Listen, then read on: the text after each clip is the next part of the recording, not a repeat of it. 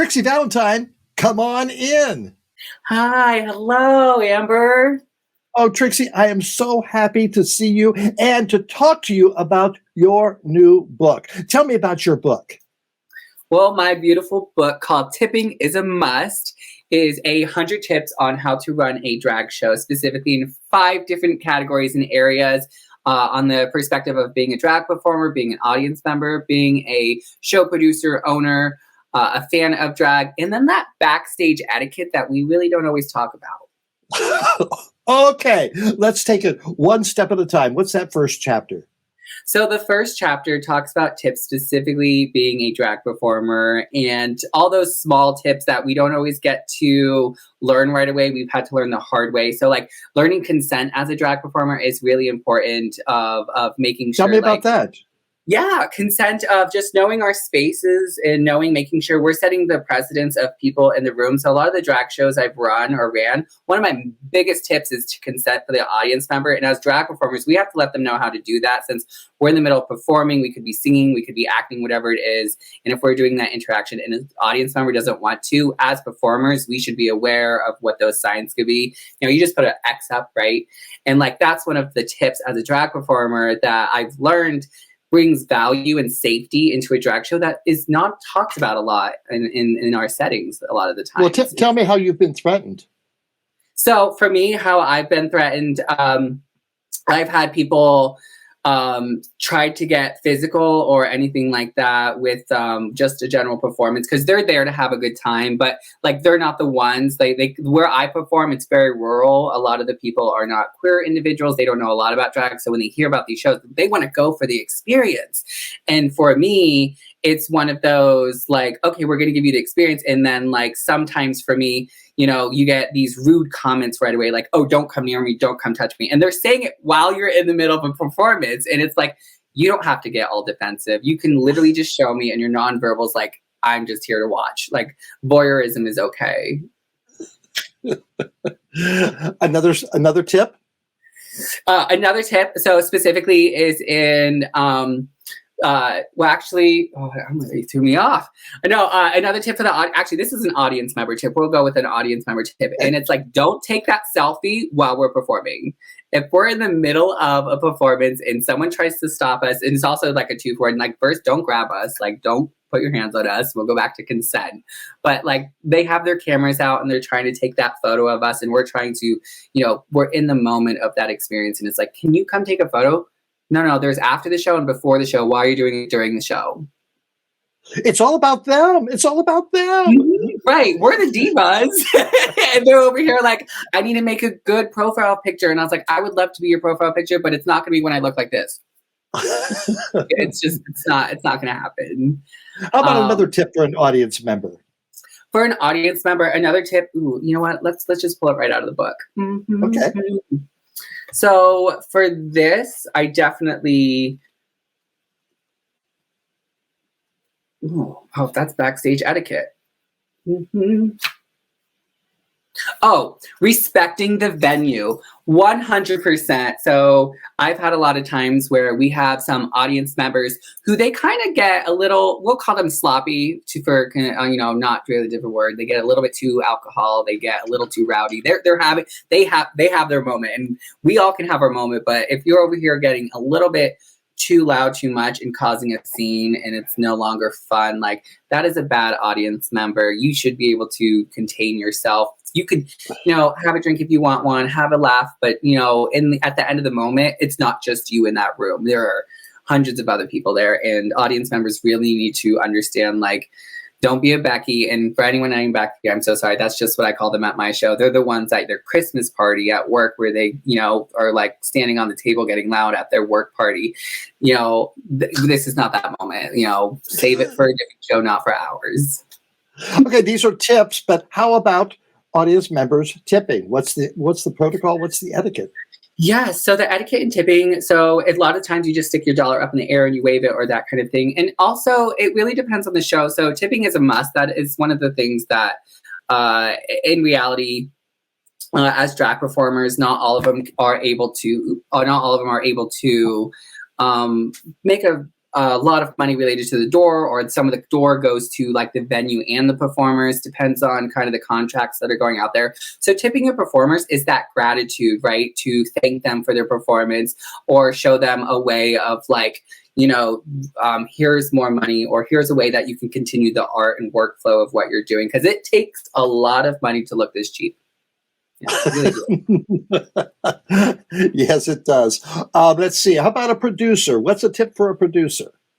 So a show producer is pay your performers. That was one of the top, but pay your people.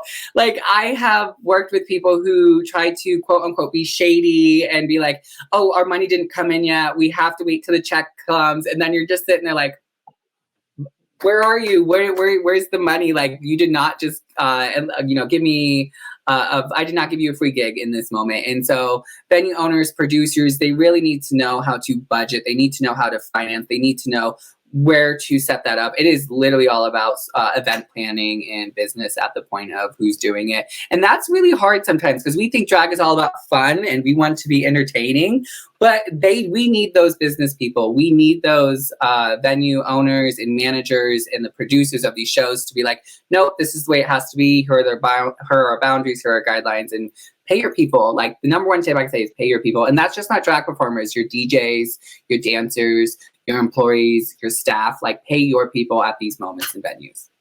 What if it's a benefit for a good cause? What about performing for that? That's one of my tips in there. So if it's a benefit, I think it's okay as long as transparency is there, right? So as drag performers, we give our time and energy for free a lot of the times, and that's okay. And there's a lot of shows we do. It's Pride Month right now. So a lot of us are doing Pride for free because it's helping out other organizations or going to a really great cause for the community. And I think that's okay. The only thing I say about that is you have to be transparent in it, right? So some people will do it for free. Like that is okay. All right, you mentioned backstage stuff. Tell me about that. I have no idea what goes on back there.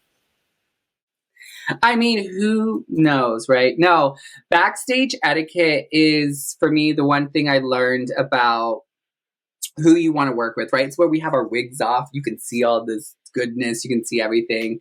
Backstage etiquette is all about how to be professional, what to look like, how to sound like, in the sense of like, having good relationships with someone, right? Like if someone comes in with like a bad attitude and starts taking out on everyone else, like that's going to bring the energy down. And we as sisters, brothers, and drag performers, we really need to be able to sit there and say, hey, are you good? Are you okay? Like, let's figure stuff out so we don't continue disrupting that energy, because what we portray backstage can sometimes show up in our performances and outside in front of all of that. And that's not good at all.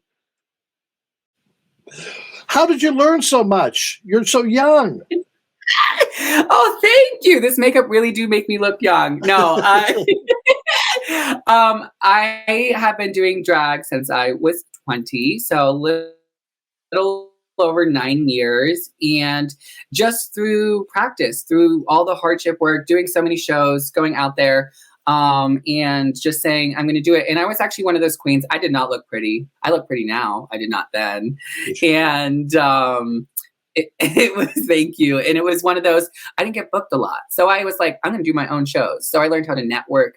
I learned how to invest my time. I learned how to then put on my own shows. And then like that, there's a lot that goes on when you start being your own show producer, putting all these shows and asking. And after, 9.5 years of doing it, I'm just like, I could walk into anywhere now and go, you want a drag show? I got you. You want a drag bingo, drag trivia? You want a story hour? I got you. I've learned the tips and tricks to knowing how to run successful shows that a lot of people will come, that will feel safe, and that are actually queer-centered and are for our community.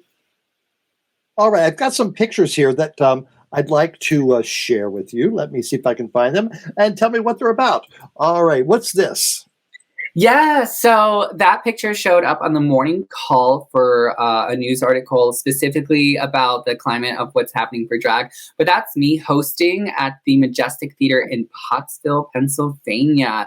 And my finger's up because we do this fun thing where we, instead of saying like a holler or sounding like a, screeches in the wind of screaming of you're feeling it, you just say the word yes. So you kind of stick your index finger up in the air and you're like, yeah. So that's the demonstration that's happening. And it's a really good shot of the audiences kind of showing that of my hosting skills. Oh, looks like a nice house. Yes, full packed. I mean, except for the front row, but everyone knows that's the splash zone, so that's not where you really want to. As we often said about my dear departed sister Marguerite, either spit or sweat, you're going to get wet. And what's This this? is the Drag Angel show I absolutely love at the Berwick Theater in Berwick, Pennsylvania. This is my hometown. This is a theater. It was a packed house of 120 people, and it was filled. And to see my names on the marquee on lights was just everything. And so this is one of my most monumental pieces of being a very successful drag producer, for sure. All right. How did you find the name Trixy Valentine? So the name Trixie came first, and I wanted something cute, like feminine, but like honestly, it was the way we pronounce it. So I'm all about like how we pronounce our words. So I like the extension on the X to the Y. So I was like Trixie. So when you say it, you can say it with such elegance, right? And have that extension in the words. And so Valentine came a little bit later, about a year later, when I was like, what's going to go well with Trixie? Like, no offense to anyone out there, but like, I don't want to standardize like regular name, and I put that as now I feel like my name's a regular name, but you know, like she could be exotic, I guess. But Valentine came because my drag anniversary is February 16th. So it was 2 days after Valentine, and I was just sitting there like, Trixie, Valentine, I could be a Valentine. And then hearts are involved, now holiday of love. And if anyone that's single out there, if you hate Valentine, you just celebrate Trixie Valentine. I'd like that. All right. How about this picture? Yes! Sex education on campus. Let's get juicy. That is one of my promotions for myself and related to universities and campuses where I go and teach sex education on campus. Yes, in and out of drag.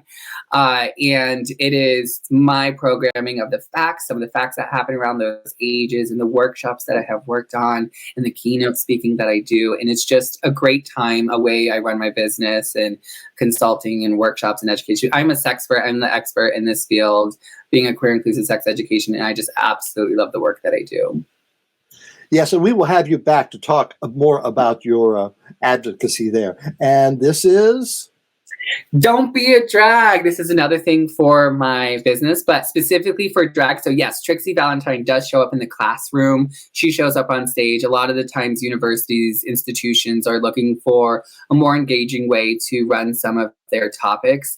And like I taught about pronouns and pronoun usage in drag and taught them the history of what pronouns can look like. But also I taught them about drag history and drag experience and how drag can be a voice that when we get into drag, we can become a different person. That other person, then we build our character, we build our attitude, and we build our persona and our personality and our confidence. Like confidence, attitude, and personality gets created, and that's how we do that. So what are your preferred pronouns? So in drag, my pronouns are she, her. Out of drag, when I'm just Jacob, Jake, I am they, them. Very good, very good. Mine is yo bitch, but that's alcoholic. And there's your book again. There is my book. I am so proud of this book. I'm super excited. I'm also excited to see what tips people's favorites are, since there's 100 to choose from. So I'm really excited to see who's gonna like what. And there's some tips that some people might like, not like, and there's some tips that are not even in this book. Now, have you gone out and asked for others to bring on maybe a second edition of your book? I mean, this one just came out, so I haven't even thought about what I could do after this, but I think there will probably be like a volume 2 or Tipping is a Must 2, or we'll call it something else cute, something drag related. I definitely... How about just the tip? I mean it. We have Tipping is a Must and then just the tip. Beautiful. Done. Sold. You sold me. All right. And who's that? That's me when I'm not looking so gorgeous. That is me. I am moderating a LGBTQA panel specifically for National Coming Out Day at Penn State University, Harrisburg. And this was one of my favorite interactions to do when I was able to have a conversation with people about what it's like to come out, and then have 3 individuals on a panel to talk to them and their stories. This was me at a regional conference with my good friend Ryan Geiger, who's in that photo with me. And we did a presentation on queer in the world supporting LGBTQA plus students. And we talked about the global interactions of understanding LGBTQA people. And that dress on me is one of my favorite dresses. So honestly, this photo should just be focused on that. So, where do you get your outfits?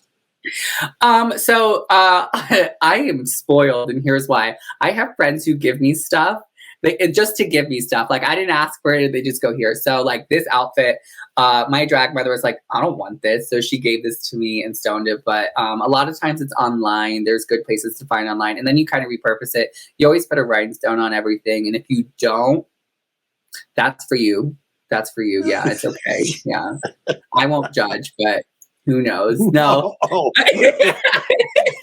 Oh, I won't judge. Never. And then we have this video clip as well. Let's watch that.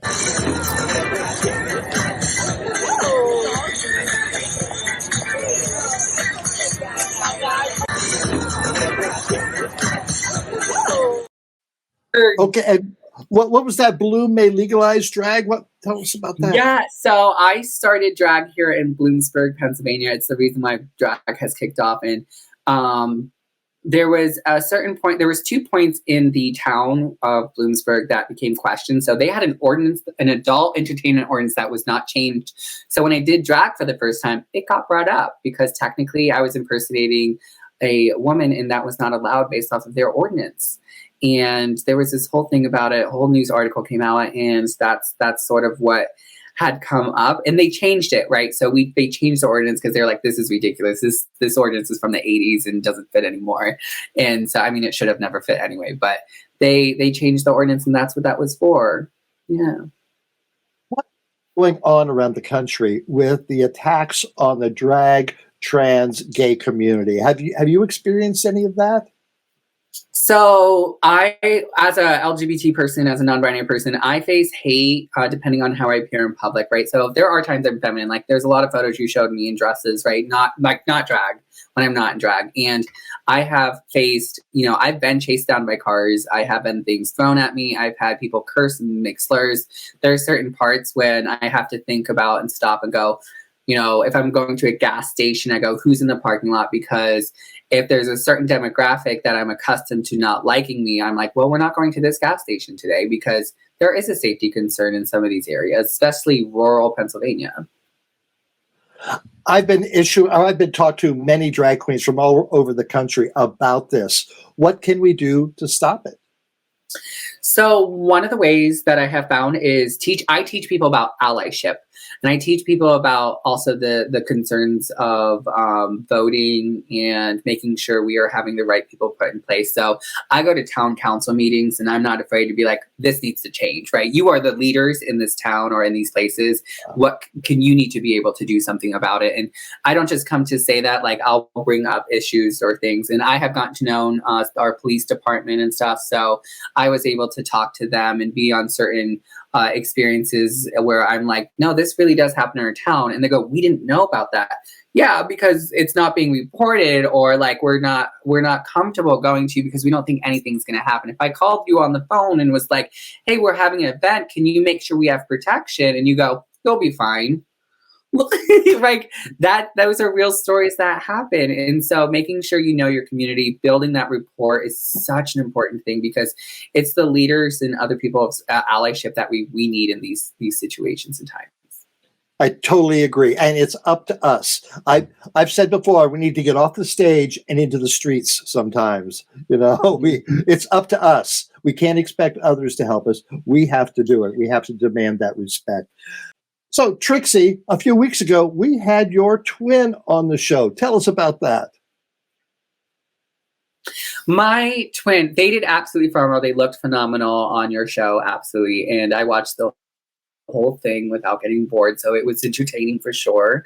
No, it was me and my twin, we are a powerhouse together. We both learned and grew up with resilience and this spark about us to be like, we're not backing down. And right now they're facing all these things about the Navy. And like, I'm back at our hometown changing that area. And it's just a powerful thing to know that I was literally born with somebody else with this same spirit. And like, we're never alone. We have each other. We are literally like, we're drag queens, we're gay, we're in this, we're changing things and we're making it happen. So I love my twin to the fullest. And I couldn't say any more things other than proud. I only want to say this to the audience though. We are both human. So there is this level of making sure we realize like we're humans doing the work. And it's not always easy, right? We sometimes need that time for ourselves. And I think that's why it's important that we're twins first for each other. Because you know, while we look this and we do all this work, we also love going to the movies. We love hanging out. We love going getting our nails done. So like there is that reality to it as well. Well, Trixie, thank you so much. And we're going to have you both back and we'll talk about your being siblings. That would be a great conversation. Thank you so much, Trixy Valentine. Thank you so much, Amber.